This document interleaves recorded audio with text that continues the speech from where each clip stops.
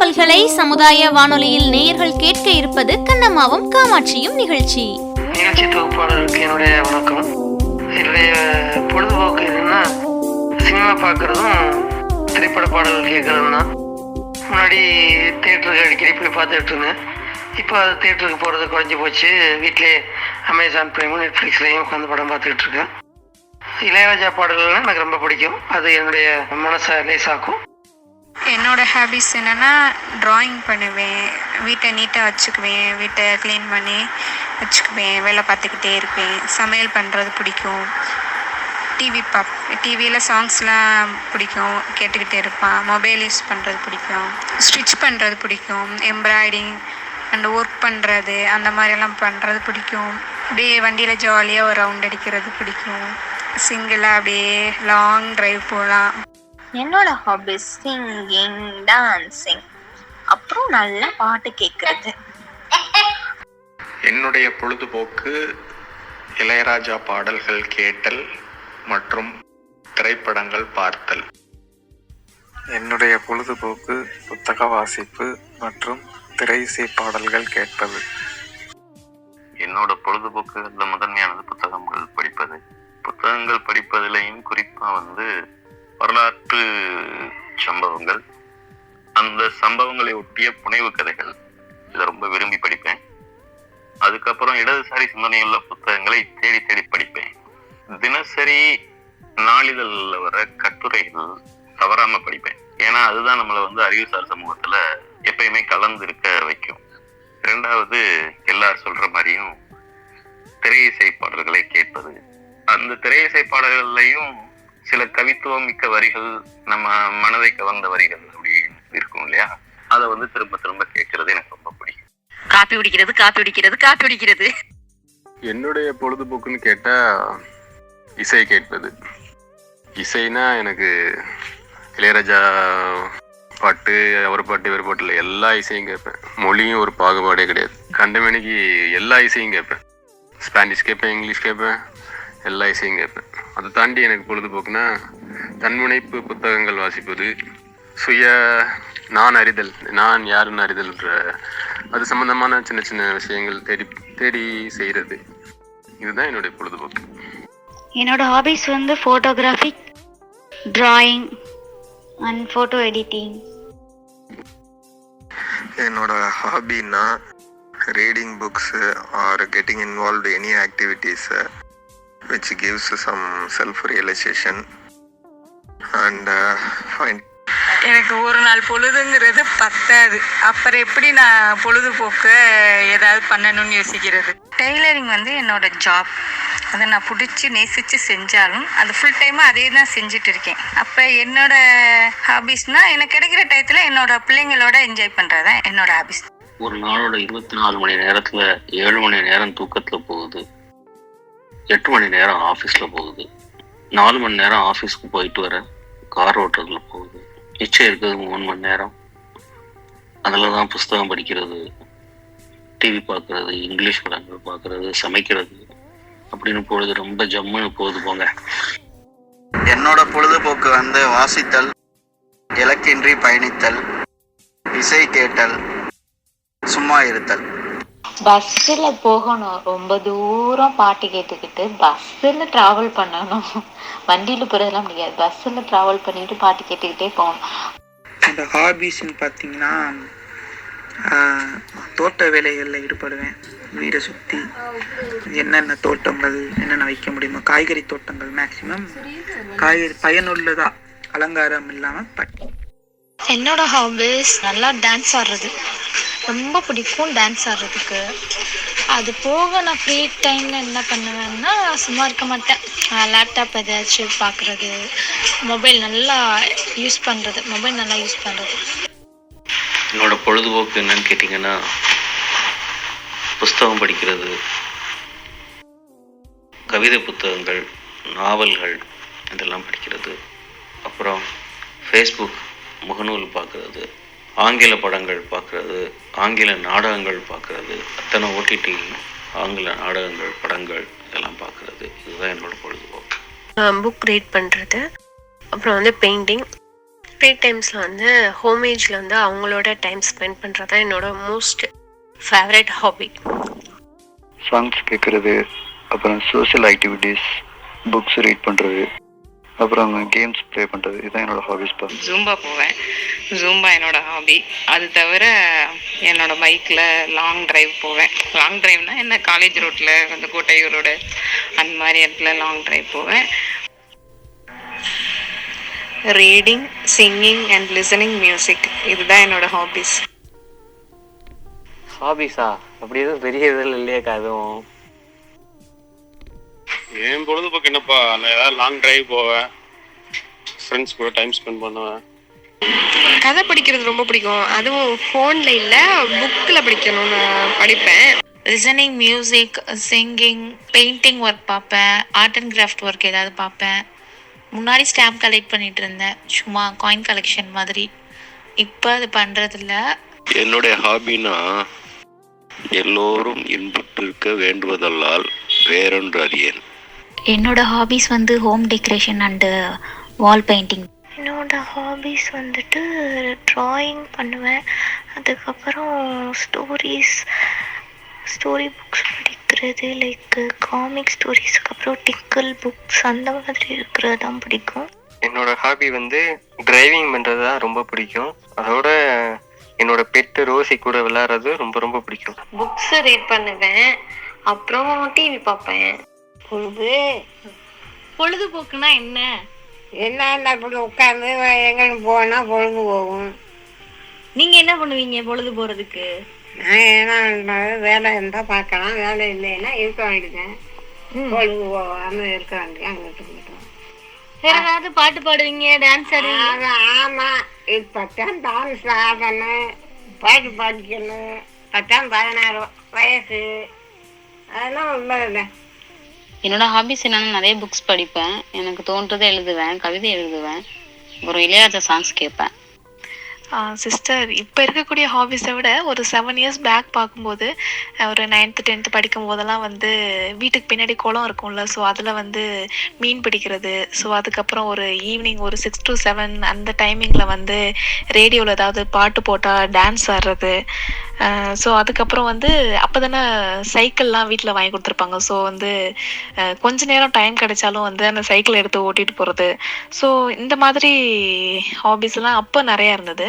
So அதுக்கப்புறம் வந்து when I was studying 11th 12th பார்க்கும்போது, அப்போ கொஞ்சம் ஸ்டடீஸ் கான்சென்ட்ரேட் பண்ணதுனால ஹாபிஸ் கொஞ்சம் கொஞ்சமாக குறைய ஆரம்பிச்சது. ஸோ அப்போ வந்து ஒரு இன்டர்வல் கிடைச்சதுன்னா லைப்ரரி போகிறது, நியூஸ் பேப்பர் ரீட் பண்ணுறது, ஸோ அந்த மாதிரி ஒரு சில ஹாபிஸ் வந்து ஐ வாஸ் ஃபாலோயிங். அதுக்கப்புறம் இப்போ சீரியஸாக பார்க்கணுன்னா, இப்போ ஹாபிஸ் எல்லாம் நினைக்கிறதுக்கு கூட டைம் இல்லை. ஸோ அந்த மாதிரி இருக்குது. இப்போ வந்து ஃபுல் அண்ட் ஃபுல் படிக்கிறது, மெடிசன் பண்ணுறது, பேஷண்ட் பார்க்குறது, ஸோ அதுலேயே டைம் போயிடுது. ஸோ இப்போ நானும் நீங்கள் சொன்னதுக்கப்புறம் நான் யோசிச்சு பார்க்குறேன் என்ன ஹாபி இருக்குது அப்படின்னு.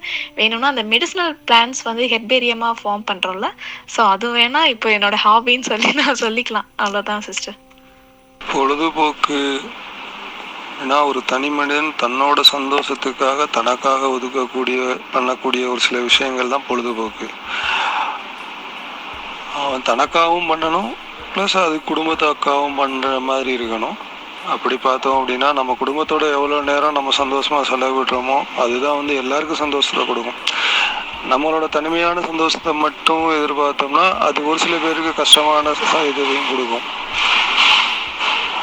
இப்போ எல்லாரும் சொல்கிறோம், இப்போ நம்ம மட்டும் தனியாக உட்காந்து ஒரு புக்கு படிச்சுக்கிட்டு இருக்கோமோ, பாட்டு கேட்டுட்டு இருக்கோமோ, நம்ம தனியாக இருக்கும்போது பண்ணலாம். எல்லாரோடையும் சேர்ந்து பண்ணும்போது அதோட பொழுதுபோக்குங்கிறது அது தனியாக இருக்கும். நான் தனியாக பண்ணுற பொழுதுபோக்குன்னு பார்த்தீங்கன்னா தொலைக்காட்சி பெட்டி பார்க்குறது, மொபைலில் வீடியோ கேம் விளையாடுறது. ஸோ குடும்பத்தோடன்னு பார்த்தீங்கன்னா குடும்பத்தோடு வந்து பர்ச்சேஸ் ஷாப்பிங் போகிறது, ஸோ குடும்பத்தோட டைம் ஸ்பெண்ட் பண்ணுறது, குடும்பத்தோட வெளியில் போகிறது. ஸோ ஸோ இது வந்து அதே மாதிரி ஃப்ரெண்ட்ஸோட வெளியில் ஜாலியாக இருக்கிறது. ஸோ இதுதான் பொழுதுபோக்கு. என்னோட ஹாபி அப்படின்னு சொன்னால் சும்மா இருக்கிறது தான். சும்மா இருக்கிறது அப்படின்ட்டுனா மனதை ஒருநிலைப்படுத்தி எவ்வளோ நேரம் இருக்க முடியுமோ அதுக்கு ட்ரை பண்ணுறது தான். தியானம் பண்ணுறது இந்த மாதிரி உள்ளது தான் என்னோட ஹாபி. என்னுடைய பொழுதுபோக்குன்னு சொன்னால் சின்ன வயசுலேயே இருந்தே ஏதாவது உழைப்பு இதுதான் என்னோட தாரக மந்திரமே. இதுபோக எனக்கு பொழுதுபோக்கு அப்படின்னா தோட்டத்தில் வேலை செய்கிறது பிடிக்கும். இந்த செடிகள் நடுறது, செடிகள் வளர்றது, செடிகள் வளர்றதை பார்க்குறது பிடிக்கும். காலையில் இந்த செடி பூ பூத்துருக்கிற அந்த அழகை பார்க்குறது பிடிக்கும். காலை நேரத்தில் நடக்கிறது பிடிக்கும். அது இந்த பனி நேரத்தில் நடக்க பிடிக்காது. வெயில் காலத்தில் காலையில் நடக்கிறது எனக்கு ரொம்ப பிடிக்கும். சாயந்தர நேரத்தில் நான் சின்ன பிள்ளையா இருக்கும்போதெல்லாம் அதிகமாக விளையாட போவேன். இந்த ஃபுட்பால்னால் ரொம்ப விரும்பி விளையாடுவேன். மற்றபடி இந்த கிரிக்கெட்டில் எனக்கு விளையாடக்கூட தெரியாது. ஃபுட்பால், கபடி இதெல்லாம் டோர்னமெண்ட்லேயே விளையாடிருக்கேன் சின்ன பிள்ளைகளில். இப்போ அதுக்கெல்லாம் டைமும் இல்லை, நம்ம உடம்பு ஒத்துழைக்கல, அதனால் அந்த மாதிரி எல்லாம் போகிறது கிடையாது. இது போக நான் சின்ன பிள்ளையில இந்த கார் ஓட்டுறதை ரொம்ப விரும்புவேன். அது எனக்கு கடைசியில் எனக்கு தொழிலாகவே அது ஆயிடுச்சு. சின்ன பிள்ளையிலே கார் ஓட்டுனா எப்படி பழகினேன் அப்படின்னா, அந்த பஸ்ஸு போச்சுன்னா பஸ்ஸில் போய் சீட் இருந்தாலும் உட்கார மாட்டேன். டிரைவர் சீட் பக்கத்துலேயே நிற்பேன். கண்டக்டர் கூப்பிட்டு உட்காரத்தாலும் உட்கார மாட்டேன். டிரைவர் என்ன செய்கிறாரு, எப்படி ஓட்டுறாரு, இப்படி பார்த்து பழகணும் தான். எனக்கு யாரும் சொல்லிக் கொடுக்கல.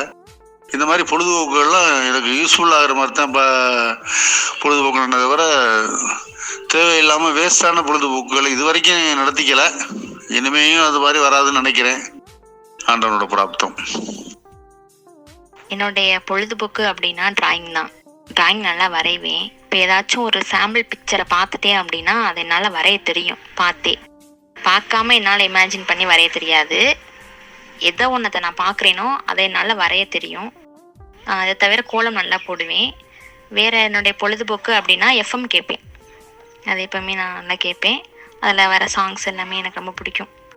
என்னுடைய தொடர்ச்சியான பழக்க வழக்கங்கள் புத்தகங்கள் படிப்பது, நாளிதழ்களை படிப்பது, அதில் வருகின்ற அரசியல், அரசு சார்ந்த செய்திகளை படித்து தெரிந்து கொள்வது, பெரிய தலைவர்களின் வாழ்க்கை வரலாறுகளை விரும்பி படிப்பது, தொலைக்காட்சியில் வருகின்ற அரசியல் செய்திகளை கேட்டு தெரிந்து கொள்வது, எல்லாவற்றுக்கும் மேலாக மக்களுக்கு விழிப்புணர்வை ஏற்படுத்தக்கூடிய குறும் செய்திகளை எழுத்து பதிவுகளாகவும் குரல் பதிவுகளாகவும் சமூக வலைதளங்களில் பதிவிட்டு விழிப்புணர்வை ஏற்படுத்துவது.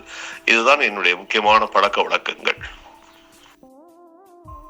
என்னுடைய பொழுதுபோக்கு அப்படின்னா வாசித்தல். புத்தகம் வாசிக்கிறது அப்படின்னா நான் மணிக்கணக்காக கூட வாசிப்பேன். உதாரணமாக சொல்லப்போனால் உடையார் புத்தகம்லாம் வந்து ஒரு புத்தகம், ஒரு பார்ட் வந்து 600 பக்கம். ஒரே நாளில் ஒரே மூச்சில் கூட அதெல்லாம் முடிச்சிருக்கேன் நான்.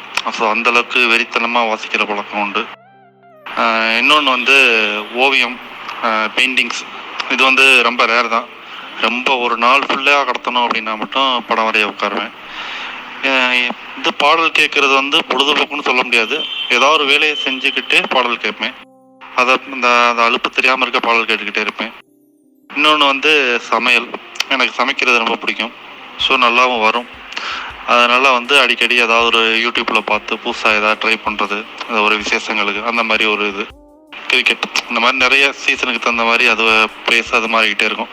பட் முக்கியமான பொழுதுபோக்கு அப்படின்னா ரீடிங் தான். நான் ஏதாவது ஒன்று படிச்சுக்கிட்டே தான் இருப்பேன். அப்புறம் எழுதுறது. அந்த வாசித்தல் பழக்கம் அதிகமாகிடுச்சுன்னா எழுதுறது ஆட்டோமேட்டிக்காகவே வந்துடும். ஸோ சிறுகதைகள், ஏதாவது கட்டுரைகள், இந்த மாதிரி அப்பப்போ எழுதி என்னோட சேமிப்பில் வச்சுக்கிறது. காலைல எந்திரிக்கிறோம், சாப்பிட்றோம், தூங்குறோம், ரிப்பீட்டு. மறுபடியும் சாப்பிட்றோம், தூங்குறோம், எந்திரிக்கிறோம். அதே நம்ம ஹாபி. பொழுதுபூரா வேலை இருக்கிறதா என்னோட பொழுதுபோக்கு.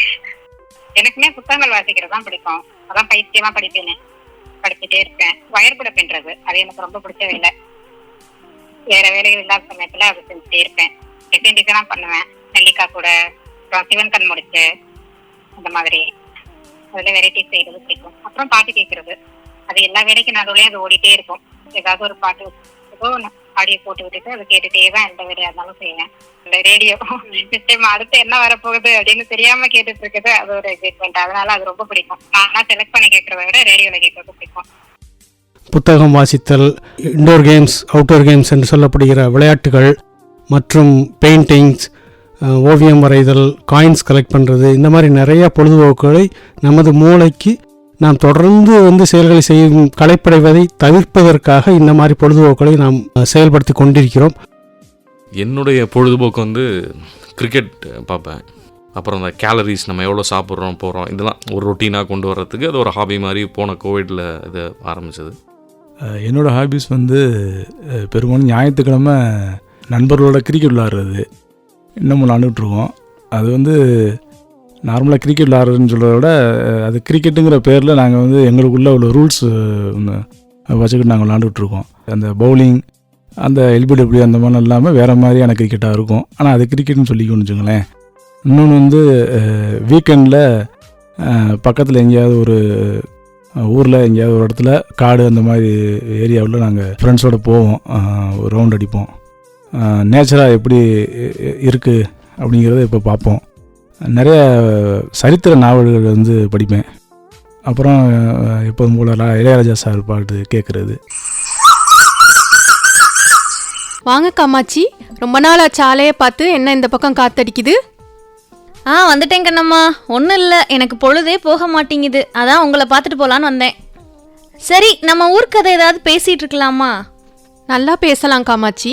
ஊர்க்கதை பேசுறது இருக்கட்டும். இப்போ சொன்னீங்கல்ல பொழுது போகலை அப்படின்னு சொல்லிட்டு, அப்படி பொழுது போகலைங்கிறதுக்காகவே வந்து பொழுதுபோக்குகள் ஹாபீஸ் அப்படின்னு சொல்லிட்டு நிறைய பண்ணுறாங்கல்ல.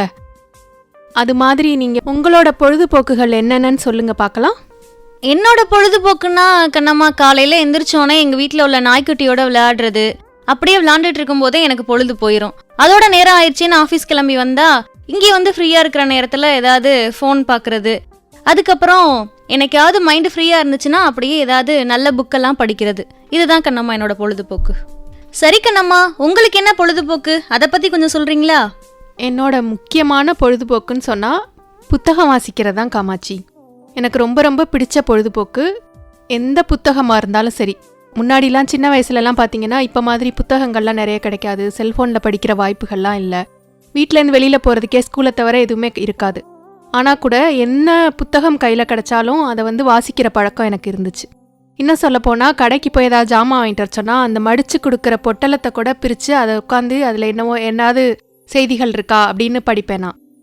சில நேரம் ஸ்கூல் லீவ் டைமில் பார்த்தீங்கன்னா அப்போ வந்து பொழுதுபோக்குகள் டிவி அதெல்லாம் கிடையாது. ரேடியோ இருக்கும், அது ஒரு குறிப்பிட்ட நேரம் வரைக்கும் அதில் கேட்போம் வீட்டில் வந்துட்டு. அது போக வந்து என்ன பண்ணுறது அப்படின்னு தெரியாமல் இருக்கும்போது நான் முதல்ல எங்கள் வீட்டில் டெலிஃபோன் வாங்கினாங்க. அப்போது ஒரு டெலிஃபோன் டைரக்டரி அப்படின்னு ஒரு புக்கு கொடுப்பாங்க. நீங்கள் பார்த்துருக்கீங்களா? இல்லை கண்ணம்மா, நான் அதெல்லாம் பார்த்ததே இல்லை. அப்போ வந்து பிஎஸ்என்எல் இருக்கு இல்லையா, அதோடைய அந்த டெலிஃபோன் எக்ஸ்சேஞ்சிலேருந்து நமக்கு டெலிஃபோன் கனெக்ஷன் கொடுக்கும்போதே ஒரு பெரிய புத்தகத்தில் வந்து இந்த ஊரில் இருக்கக்கூடிய முக்கியமானவர்களுடைய தொலைபேசி எண்கள் அட்ரஸோடு இருக்கும். எல்லாருடைய தொலைபேசி எண்களுமே இருக்கும். பேர் வந்து அல்ஃபபெட்டிக்கல் ஆர்டரில் வரிசையாக எழுதி அவங்களோடது இருக்கும். அது போக இப்போ இந்த ஃபயர் சர்வீஸு, போலீஸ் ஸ்டேஷன், இந்த மாதிரி அவசர காலத்துக்கு அழைக்க வேண்டிய எண்கள், அரசாங்கத்துடைய எண்கள், இது எல்லாமே தகவல்கள் இருக்கும். அது போக ட்ரெயின் டைம், பஸ் டைமு, இந்த மாதிரி நிறையா ஆக்கப்பூர்வமான நிறைய நம்ம தெரிஞ்சுக்க வேண்டிய செய்திகளும் அதில் இருக்கும். அப்போ நான் என்ன பண்ணுவேன், அதை எடுத்து வச்சுக்கிட்டு லீவு நாளில் உட்காந்து அந்த டெலிஃபோன் டைரக்டரியை அட்டையிலேருந்து அட்டை வரைக்கும் பார்ப்பேன். எங்கள் அக்காலாம் வந்து கிண்டல் பண்ணுவாங்க, உனக்கு படிக்க புக்கு இல்லைன்னா அந்த டெலிஃபோன் டைரக்டரி எடுத்து வச்சுக்கிட்டு படிக்கிற அப்படின்னு சொல்லிட்டு. அந்த அளவுக்கு தீவிரமாக எனக்கு வந்து படிக்கிறதுல ஆர்வம் இருந்துச்சு. நீங்கள் சொல்கிறதெல்லாம் பார்த்தா பொழுதுபோக்கே மிகப்பெரிய படிப்பாளித்தனமாக பண்ணியிருக்கீங்க போல. அப்படி இல்லை காமாட்சி, படிக்கிறது அப்படிங்கிறது ஒரு பக்கம் இருந்தாலும் இது தனியாக இருக்கும்போது யாரும் இல்லை அப்படின்னா. ஆனால் பக்கத்தில் இருக்கக்கூடிய பிள்ளைங்கள்லாம் எங்கள் வயசை ஒத்த சிறுமிகள்லாம் வருவாங்க. எங்களை வீட்டை விட்டு எங்கள் அப்பத்தா வெளியில் விட மாட்டாங்க. நாங்கள் என்ன பண்ணுவோன்னா எங்கள் ஃப்ரெண்ட்ஸ் எல்லாம் எங்கள் வீட்டுக்கு வரவங்களோட சேர்ந்து நிறைய விளையாட்டுகள் விளையாடுவோம். அப்போ சில்லு நொண்டின்னு சொல்லுவாங்க தெரியுமா, ஒரு கல்லை போட்டுட்டு அந்த கல்லை வந்து கால்னால் நொண்டி நொண்டி விளையாடுவோம். இதில் என்னென்னா எங்களோட பெரிய சொத்து மாதிரி அவங்கவுங்க தனித்தனியாக ஒரு சில்லு வேற வச்சுருப்போம். அந்த லீவு முடிகிற வரைக்கும், அந்த கோடைக்கால விடுமுறை முடிகிற வரைக்குமே அவங்கவுங்க வந்து அவங்க சொத்து மாதிரி இந்த சொட்டாங்கல் விளையாடுவோம்ல, அது விளையாடும் போதும் நம்ம என்ன பண்ணுவோம்னா அதில் எங்களோட கல் தனியாக வச்சுக்குவோம். இந்த சில்லு நொண்டி விளையாடுறது தனியாக இருக்கும். அது போக மாமரத்தில் ஊஞ்சல் கட்டி விளையாடுவோம். அப்புறம் வந்து சைக்கிள் வந்து எல்லாருக்கிட்டையும் இருக்காது. அப்போது அதுலேயும் இந்த பெண்களுக்கான பார் இல்லாத சைக்கிள் வந்து அது பெரிய லக்ஸரி. அப்போ எல்லாருக்கும் கிடைக்காது. சைக்கிள் வாடகை கடையில் வந்து 1 மணி நேரத்துக்கு 2 ரூபா அந்த மாதிரி ஒரு அமைப்பில் வந்து சைக்கிள் எடுத்து ஓட்டலாம். அப்போ நாங்கள் என்ன பண்ணுவோன்னா எல்லாருமா சேர்ந்து போய் சைக்கிள் எடுத்து கிரவுண்டில் கால்பந்து மைதானம் இருக்கும், அங்கே போய் நாங்கள் வந்து ஆளுக்கு கொஞ்சம் நேரம் வந்து ஓட்டுவோம். மற்றவங்க எல்லோரும் சேர்ந்து பிடிச்சிக்கிட்டு அது ஒரு பெரிய விளையாட்டாக ஒரு திருவிழா மாதிரி நாங்கள் விளையாடுவோம்.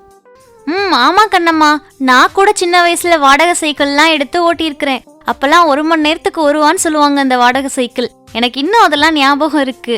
அது மட்டும் இல்ல கண்ணம்மா, பள்ளி பருவங்கள்ல இந்த சொட்டாங்கல் விளையாடுறது, அதுக்கப்புறம் வந்துட்டு கொலையா முந்திரிக்கா, அதுக்கப்புறமா வந்துட்டு நிறையா ஃப்ரெண்டுங்களோட சேர்ந்து நொண்டி விளையாடுறது, இந்த மாதிரி நிறைய விளையாட்டுகள் எல்லாம் விளையாண்டுருக்கேன் கண்ணம்மா. நினச்சி பார்த்தா நம்மளும் குழந்தையாயிரலாம் போல இருக்கு. அது சரி கண்ணம்மா, இன்னைக்கு நான் உங்களை பார்க்க வந்ததே எனக்கு பொழுது போகலைன்னு தான் பார்க்க வந்தேன். அப்புறம் எனக்கு ஒரு சந்தேகம் கண்ணம்மா, இந்த ஹாபிலாம் எங்கேருந்து வந்திருக்கும்? இந்த ஹாபினா என்ன கண்ணம்மா? முதல்ல அதை பற்றி கொஞ்சம் சொல்லுங்களேன். சொல்கிறேன் காமாட்சி. இந்த ஹாபி அப்படிங்கிற வார்த்தை முதல்ல அதோடைய வரலாறு போய் பார்த்தோன்னா ரொம்ப இன்ட்ரெஸ்டிங்காக இருக்குது. அதாவது இந்த ஹாபிங்கிற வார்த்தை எப்படி வந்துச்சு அப்படின்னு பார்த்தா, ஆங்கிலத்தில் ராபின் அப்படிங்கிற ஒரு விளையாட்டு குதிரை, அந்த காலத்தில் சின்ன குழந்தைங்க விளையாடுறதுக்கு நீங்கள் பார்த்துருப்பீங்களா, இந்த ஆடுற சேர் மாதிரி இருக்கும், உட்கார வச்சா அந்த குதிரை வந்து ஆடிக்கிட்டே இருக்கும், மரக்குதிரை மாதிரி இருக்கும். அது வந்து ராபர்ட் அப்படிங்கிற ஒரு பேர்லேருந்து அதை ராபின் அப்படின்னு கூப்பிட்ருக்காங்க அந்த குதிரைக்கு பேர், அந்த விளையாட்டு குதிரைக்கு. அதோட சொல் வந்து மருவி தான் ஹாபின் அப்படின்னு வந்து பிற்காலத்தில் அது ஹாபியாக மாறி இருக்கு. அதாவது சும்மா ஒரு விளையாட்டுக்காக செய்கிறது, நிஜமான குதிரையாக இல்லாமல் விளையாட்டுக்கான குதிரை. அப்போ ஒரு சந்தோஷத்துக்காக செய்யப்படக்கூடிய ஒரு செயல் அப்படிங்கிறதுக்கான வார்த்தையாக இந்த ஹாபிங்கிற வார்த்தை பின்னாடி மருவி வழங்கப்பட்டு வந்திருக்கு. அது சரி கண்ணம்மா, இந்த ஹாபிஸ் அப்படிங்கிறது இன்னைக்கு இருக்க காலத்துல தான் வளர்ச்சி அடைஞ்சிருக்கா, இல்ல ஆதி மனிதர்கள்ட்ட இருந்தே இருந்திருக்கா? கண்டிப்பா காமாட்சி, இந்த பொழுதுபோக்குகள் அப்படிங்கிறது வந்து குகை மனிதர்கள்ட்டையே இருந்திருக்கு அப்படின்னு கண்டுபிடிச்சிருக்காங்க. குகையில வாழ்ந்த மனிதர்கள் ஓவியங்கள் வரைகிறது, அப்புறம் இசை கருவிகளை வாசிக்கிறது, இது மாதிரியான பொழுதுபோக்களை கொண்டு இருந்தாங்க அப்படின்னு இப்போ வந்து தொல்லியல் ஆய்வாளர்கள் கண்டுபிடிச்சிருக்காங்க. ஓவியங்கள் அப்படின்னு பார்த்தீங்கன்னா இப்போ மாதிரி ஒரு வாட்டர் கலர் எடுத்துக்கிட்டு ஒரு ப்ரஷ் எடுத்துக்கிட்டு வரைகிற மாதிரியான ரொம்ப எளிமையான விஷயம் கிடையாது குகையில் வரைகிறதுங்கிறது. நீங்கள் யோசிச்சு பார்த்தீங்கன்னா உங்களுக்கு தெரியும். அப்போ கல்லாலான குகைகள் இருக்கு இல்லையா, அதில் வந்து வரையணும்னா கூர்மையான கற்கள் அந்த மாதிரியான பொருள்களை யூஸ் பண்ணி தான் ஓவியங்கள் வரைஞ்சிருக்காங்க. அந்த ஓவியங்களை வந்து அவங்க ஏன் வரைஞ்சிருக்காங்க அப்படிங்கிறது வந்து ஒன்று மற்றவர்களுக்கான செய்தியாக, ஒரு கம்யூனிகேஷனாக, ஏன்னா அப்போ மொழி கண்டுபிடிக்கப்படலை, அப்போ கம்யூனிகேஷன் வேயாக வந்து அதை பயன்படுத்தினாங்களா அப்படின்னு ஒரு கருத்து நிலவுது. இன்னொரு பக்கத்தில் அவங்க செய்த செயல்களை, ஏன்னா நிறைய வேட்டை மிருகங்கள், அது பக்கத்தில் மனிதர்கள், இந்த மாதிரியான ஓவியங்கள் காண கிடைச்சிருக்கு. வேட்டை ஆடின விலங்குகள் அந்த வெற்றியை வந்து அவங்க குறிக்கிறதுக்காக அதை பயன்படுத்தின மாதிரியும் அவங்க சொல்லியிருக்காங்க. இது போக அவங்களுக்கு வந்து அந்த குகைகளில் போய் நிரந்தரமாக தங்குற மாதிரி ஒரு இடத்துல நாடோடியாக வந்து அங்கங்கே அலைஞ்சிட்டு இருந்தவங்க ஃபஸ்ட்டு வந்து குகையில் போய் தங்குறது அப்படின்னு தங்களுக்கான ஒரு வீடு அப்படிங்கிற மாதிரியான அமைப்புக்கு வரும்போது அவங்களுக்கு வந்து அந்த இடத்துக்கு வந்து இத்தனை மணிக்குள்ளே சேர்ந்துடணும். அதுக்கப்புறம் அவங்களுக்கு நிறைய டைம் கிடச்சிது, லெஷர் டைம் கிடைக்கிது. அப்போ வந்து அவங்க நேச்சுரலாகவே இந்த மாதிரி பொழுதுபோக்குறதுக்காகவும் இந்த ஓவியங்கள் வரைஞ்சிருக்கலாம் அப்படின்னு சொல்கிறாங்க. அதுபோக இசை அப்படின்னு பார்த்தீங்கன்னா பறவைகளோட எலும்புகள், அப்புறம் மம்மோத் அப்படின்னு ஒரு யானை மாதிரி ஒரு விலங்கு நீங்கள் பார்த்துருப்பீங்க, பழைய காலத்தில் உள்ள படங்களில் இதிலெல்லாம் நீங்கள் பார்த்துருப்பீங்க. அந்த யானையுடைய தந்தம் இதெல்லாம் வச்சு இசைக்கருவிகள் செஞ்சு அதை வாசிச்சிருக்காங்க அப்படின்னு ஜெர்மனி, தெற்கு ஜெர்மனியில் ஒரு குகையில் இதெல்லாம் கிடச்சிருக்கு. இந்த இசைக்கருவிகள்லாம் புல்லாங்குழல் மாதிரி அதை வந்து உபயோகப்படுத்தி மனிதர்கள் இசைத்திருக்காங்க அப்படின்னு. அப்போ என்ன தெரியுதுன்னா, இது மாதிரி பொழுதுபோக்கு சாதனங்களோ, தொலைக்காட்சி, வானொலி, இது மாதிரி பொழுதுபோக்கு சாதனங்களோ இல்லை மொழி போன்ற புத்தகங்கள் இதெல்லாம் வந்து கண்டுபிடிக்கிறதுக்கு முன்னாடியே மனிதன் வந்து அவனுக்கு கிடைத்த உபரி நேரங்களில் வந்து வேற ஏதாவது செய்யணும் அப்படிங்கிற அந்த ஆர்வம் இருந்துச்சு. அதுதான் வந்து இன்றைக்கு பல வகையான கலைகள், கண்டுபிடிப்புகள் எல்லாத்துக்கும் அடிப்படையாக இருந்திருக்கு. ஆதி மனிதர்களே இவ்வளோ ஹாபிஸை ஃபாலோ பண்ணியிருக்காங்கன்னு நீங்கள் சொல்லும்போது ரொம்பவே ஆச்சரியமாக இருக்குது கண்ணம்மா. அதே மாதிரி மனிதர்கள் தாண்டி சில உயிரினங்கள்கிட்டையுமே நான் இந்த ஹாபிஸ் எல்லாத்தையுமே பார்த்துருக்கேன் கண்ணம்மா. இப்போ எங்கள் வீட்டில் வளர்க்கக்கூடிய அந்த நாய்க்குட்டி, அதுக்கப்புறம் கோழி குஞ்சு, இதுங்கெல்லாம் வந்துட்டு பொழுதுபோகலைன்னா ஏதோ ஒரு விஷயத்த செஞ்சுக்கிட்டு இருக்குங்க. இப்போ ஒரு எடுத்துக்காட்டுக்கு வந்துட்டு நாய்க்குட்டி வந்து ஒரு எலும்பு துண்டு வாங்கி போட்டோம்னா அதை கடிச்சிக்கிட்டே அதோட பொழுதுபோக்க பண்ணிட்டு இருக்கோம். பொழுதுபோகலைன்னா அந்த எலும்பு துண்டை கடிச்சு விளாண்டுட்டு இருக்கோம். அதே மாதிரி அது கூட டைம் ஸ்பெண்ட் பண்ணணும்னு நினைக்கும். இப்போ நாய்க்குட்டி வந்துட்டு சாயங்காலம் ஆச்சுன்னா வாக்கிங் கூட்டிட்டு போறது, அப்புறம் பால் விளையாடுறது, இந்த மாதிரி விளையாட்டுகள்லாம் கூட அது பொழுதுபோகலைன்னா பண்ண சொல்லும் கண்ணம்மா. அதே மாதிரி வீட்டில் வளர்க்குற கோழி குஞ்சு எல்லாமே வந்துட்டு டெய்லியும் சாயங்காலம் ஆச்சுன்னா ட்ரெயின் வேடிக்கை பார்க்கும். நம்ம பக்கத்தில் பேசிகிட்டு இருந்தோம்னா அங்கே வந்து உட்காந்துக்கிட்டு இருக்குங்க. பொழுது போகலைன்னா இந்த மாதிரி விஷயங்கள்லாம் அதுவும் செஞ்சுக்கிட்டு இருக்கு. ஆமாம் காமாட்சி, இப்போ நம்ம பொழுது போகலைன்னு இந்த மாதிரி வளர்ப்பு பிராணிகள்லாம், பெட் அனிமல்ஸு, பேர்ட்ஸ் இதெல்லாம் நம்ம வளர்க்குறோம். ஆனால் அதுகளுக்கும் போர் அடிக்கும், அதுகளும் வந்து பொழுது போகாமல் ஏதாவது விளையாட்டுத்தனமாக செய்யும் அப்படின்னு வந்து ஆராய்ச்சியாளர்கள் கண்டுபிடிச்சிருக்காங்க. அது சரி கண்ணம்மா, நீங்க கூட வந்து வீட்டில் வந்து குருவிலாம் வளர்க்குறீங்கல்ல, அதே மாதிரி உங்க வீட்டை சுற்றி நிறைய குருவிகள்லாம் கூடு கட்டி இருக்கிறதெல்லாம் கூட என்கிட்ட காமிச்சிருக்கிறீங்க. அதோட பொழுதுபோக்கு என்னென்னலாம் இருக்கு கண்ணம்மா, அதை பற்றி கொஞ்சம் சொல்லுங்க. சொல்லலாம் காமாட்சி. இப்போ இந்த ஃபின்ச்சஸ் சிட்டுக்குருவிகள் இருக்கு இல்லையா, அது வந்து இனப்பெருக்கத்துக்கு டயத்தில் மட்டும்தான் கூடு கட்டும் அப்படின்னு நான் நினச்சிக்கிட்டு இருந்தோம். ஆனால் வீட்டில் வளர்க்கும்போது தான் தெரியுது, அந்த பருவத்தில் இருக்க குருவிகள் இல்லாமல் சின்ன குருவி கூட இந்த சின்ன தேங்காய் நார், நூல் இதெல்லாம் இருந்ததுன்னா அது தனியாக அதுக்கு ஒரு கூடு மாதிரி அமைச்சிக்கிட்டு அதில் போய் உட்காந்துக்கும். அதில் வந்து அந்த வளையம் மாதிரி கட்டியிருந்தா அதில் போய் வந்து அந்த ஊஞ்சலில் ஆடுறது, அதுக்கப்புறம் கிடைக்கிற பொருள்களை வச்சு ஒரு கூடு கட்டுறதையே வந்து அது ரொம்ப விரும்பி ஆர்வமாக செய்யும். ஒரு செகண்ட் கூட வந்து அது சோம்பி உட்காந்துருந்து நான் பார்த்ததே கிடையாது. அதுங்க வந்து சுற்றி சுற்றி பறந்து பறந்து ஒன்னோட ஒன்று கொத்தி விளையாடும். தண்ணி வச்சோன்னா அந்த தண்ணியில் வந்து நீச்சல் அடித்து விளையாடும். அது மாதிரி ஏதாவது பொருள்கள் அதுக்கு வந்து சாப்பிட்றதுக்கு போட்டோன்னா அதை சாப்பிட்றது இல்லாமல் சும்மா கொத்தி கொத்தி அந்த மாதிரிலாம் வந்து செதறடிச்சு விளையாடிட்டு இருக்கோங்க. பார்க்கவே ரொம்ப மகிழ்ச்சியாக இருக்கும் நமக்கு. இது போக பார்த்தீங்கன்னா நீர்நாய்கள் இருக்குல்ல, அந்த நீர்நாய்கள் வந்து கூழாங்கற்களை வச்சு இந்த மேஜிக் பண்ணுறவங்கலாம் பண்ணுவாங்கள்ல, ஜக்லிங்னு சொல்லிட்டு 2 கைனாலையும் வச்சு பந்துகளை போட்டு விளையாடுறது, அது மாதிரி அது கூழாங்கற்களை வச்சு விளையாடுது அப்படின்னு கண்டுபிடிச்சிருக்காங்க. அது வந்து கண்டிப்பாக அது வந்து வேறு எந்த காரணத்துக்காகவும் இல்லை, அது போர் அடிக்கிறதுனால பொழுது போகிறதுக்காக தான் பண்ணுது அப்படின்னு விலங்கு ஆர்வலர்கள் வந்து சொல்கிறாங்க. இதே மாதிரி ஒரு வகையான திமிங்கிலங்கள், அது எவ்வளோ பெரிய எடை இருக்குது, அதோட எடைக்கு வந்து அது மிகப்பெரிய பபிள்ஸை வந்து காற்று குமிழி குமிழியாக அந்த ஊதி விளையாடுறதா கண்டுபிடிச்சிருக்காங்க. இது வந்து இதுவும் வந்து எந்த காரணமும் இல்லாமல் அது பொழுதுபோக்குறதுக்காக தான் பண்ணுதான். ஏன்னா அதோட இன்னொரு இணை இருக்கும்போதோ அதோட விளையாடும் போதோ சாப்பிட்ற நேரமோ அந்த மாதிரியான அதுக்கு வேற வேலை இருக்கிற நேரத்தில் இந்த மாதிரி பெரிய பபிள்ஸ்லாம் அது விடலையாம். தனியாக இருக்கக்கூடிய திமிங்கிலங்கள் தான் அது வந்து, அதுவும் இந்த மாதிரி காட்சி சாலைகளில் இருக்கிற திமிங்கிலங்கள் வந்து இந்த மாதிரி மிகப்பெரிய பபிள்ஸ் ஊதி விளையாடுறதா அதையும் கண்டுபிடிச்சிருக்காங்க. ஆமாம் கண்ணம்மா, இந்த டால்ஃபின்லாம் கூட ஓவியங்கள்லாம் வரைகிறதா நான் டிவியில் கூட பார்த்துருக்கேன். அதே மாதிரி யானைகள்லாம் கூட இந்த குட்டி குட்டி யானை குட்டிகள்லாம் கூட நீச்சல் அடித்து விளையாடுறது, பேரண்ட்டோட விளையாடுறது, இந்த மாதிரியான வீடியோலாம் கூட நம்ம இப்போ நிறைய பார்த்துக்கிட்டு இருக்கோம். அதுக்கு பொழுதுபோகலைன்னு அதுவும் அதை விளையாண்டுட்டு இருக்கு.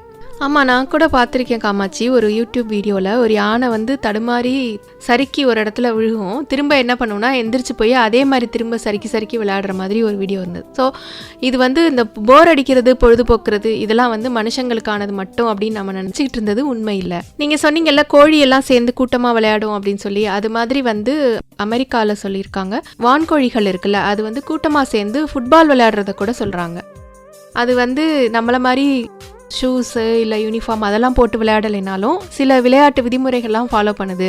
அந்த பந்தை போய் எடுக்கிறது, அதை உதச்சி விடுறது, குழுவாக சேர்ந்து அந்த பந்தை வந்து எத்தி விளையாடுறது, இந்த மாதிரி அதை ஒரு கேமாகவே அதுங்க வந்து விளையாடுதுன்னு சொல்கிறாங்க.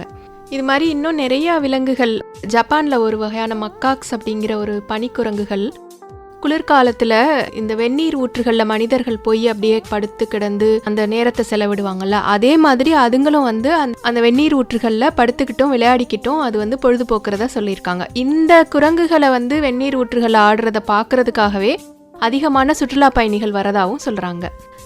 சரி கண்ணம்மா, முன்னாடிலாம் வந்து நம்ம சின்ன வயசுலேயும் சரி இல்லை நமக்கு முந்தின ஜென்ரேஷன்லேயும் சரி, ஏதாவது ஒரு பொழுதுபோக்குக்கு ஏதாவது ஒரு விஷயம் பண்ணணும் அப்படின்னா வேலை இல்லை, அதனால தான் வந்து பொழுதுபோக்குக்கு இந்த விஷயம் பண்ணுறான் அப்படின்னு சொல்லி நம்ம சொல்லுவோம்.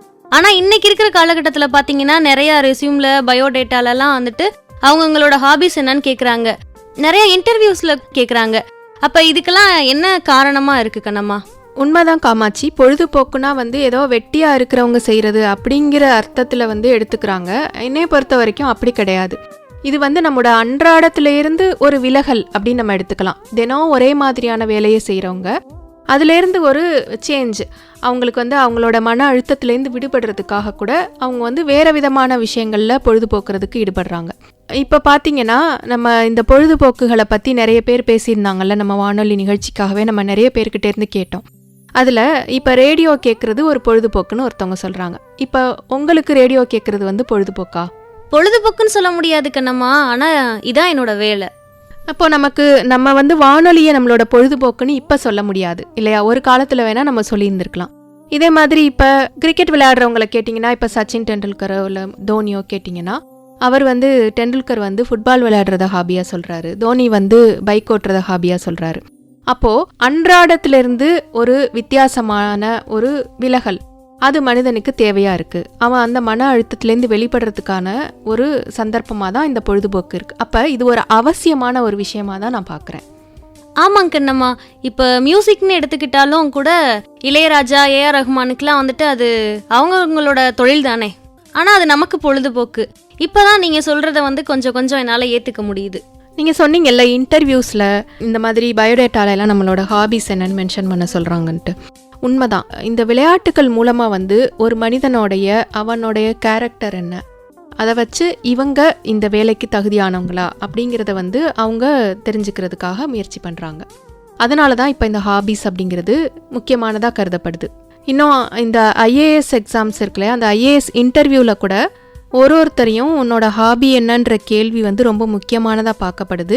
அந்த ஹாபி என்னன்னு அவங்க சொன்னாங்கன்னா அது உண்மையான பொழுதுபோக்கு தானா, இல்லை இந்த இன்டர்வியூக்காக அவங்க சொல்கிறாங்களான்றத கூட அவங்க கண்டுபிடிக்கிற அளவுக்கு அந்தந்த துறை சார்ந்த வல்லுநர்களை வச்சு அது சம்பந்தமான கேள்விகளை கேட்குறதா நான் வந்து கேட்டிருக்கேன்.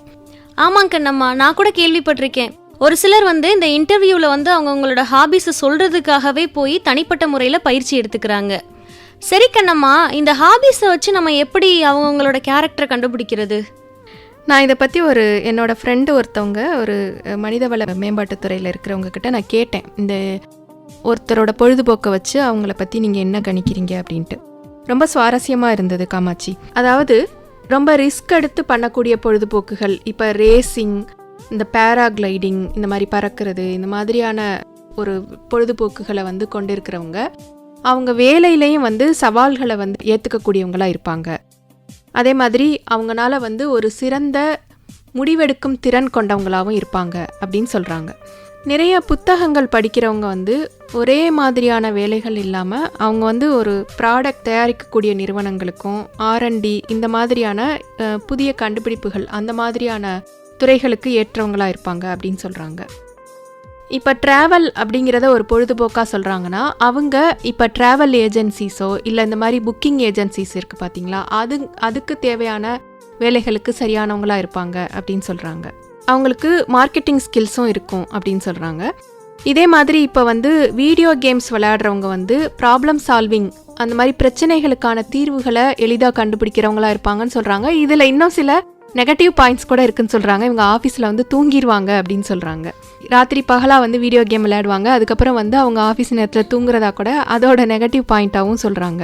இப்போது ஒருத்தர் வந்து விளையாட்டு வந்து என்னுடைய ஹாபின்னு சொல்கிறாங்க அப்படின்னு வச்சுக்கிட்டா, இப்போ செஸ்ஸோ இல்லை உட்காந்து விளையாடக்கூடிய விளையாட்டு விளையாடுறவங்க வந்து அவங்க வந்து கொஞ்சம் ரிசர்வ்டாக இருப்பாங்க, இதே தலைமை பண்பு கொண்டவங்களாக இருப்பாங்க. அதே நேரத்தில் அப்போ டீம் கேமாக இருக்கக்கூடிய ஃபுட்பால் இந்த மாதிரியான கேம்ஸ் விளையாடுறவங்க வந்து அவங்க கண்டிப்பாக வந்து ஒரு குழுவாக பணிபுரியக்கூடிய திறமை உடையவங்களாக இருப்பாங்க.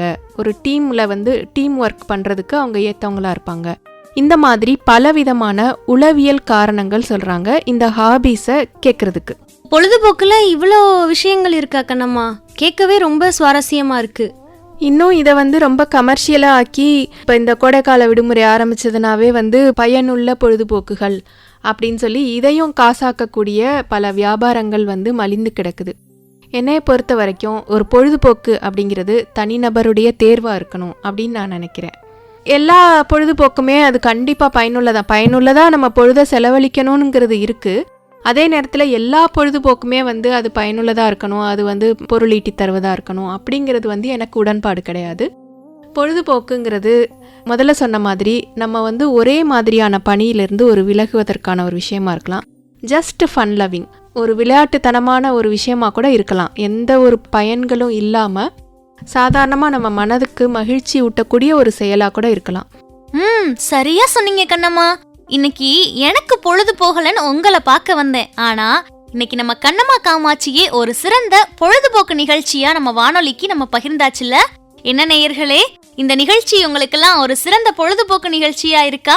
அப்போ மறக்காம நம்ம அழகப்பா பல்கலை சமுதாய வானொலியின் மின்னஞ்சல் முகவரிக்கு உங்களுடைய கருத்துக்களை அனுப்பலாம். கருத்துக்கள் அனுப்ப வேண்டிய மின்னஞ்சல் முகவரி comradio@alagappauniversity.ac.in. இந்த தருணத்துல இந்த நிகழ்ச்சியின் தொடக்கத்துல நம்ம வானொலியை கேட்டு ரசிக்கக்கூடிய ஒரு சில நேயர்கள் நம்ம கூட பகிர்ந்துகிட்ட அவங்களோட பொழுதுபோக்குகள் எல்லாத்தையுமே நம்ம கேட்டு ரசிச்சோம். அவங்களுக்கும் இந்த தருணத்துல நம்ம நன்றியை சொல்லிடலாம். இந்த நிகழ்ச்சி பற்றிய கருத்துக்கள், பின்னூட்டங்கள் வரவேற்கப்படுகின்றன. மறக்காம நம்ம வானொலியின் மின்னஞ்சல் முகவரிக்கு நீங்க அனுப்பலாம். அதே மாதிரி இந்த நிகழ்ச்சி நம்ம அழகப்பா பல்கலை சமுதாய வானொலி மற்றும் அழகப்பா பல்கலைக்கழகத்தின் இன்டர்நெட் ரேடியோ, ஸ்பாட்டிஃபை, கூகுள் பாட்காஸ்ட்லயுமே நீங்க கேட்கலாம். நன்றி நேயர்களே.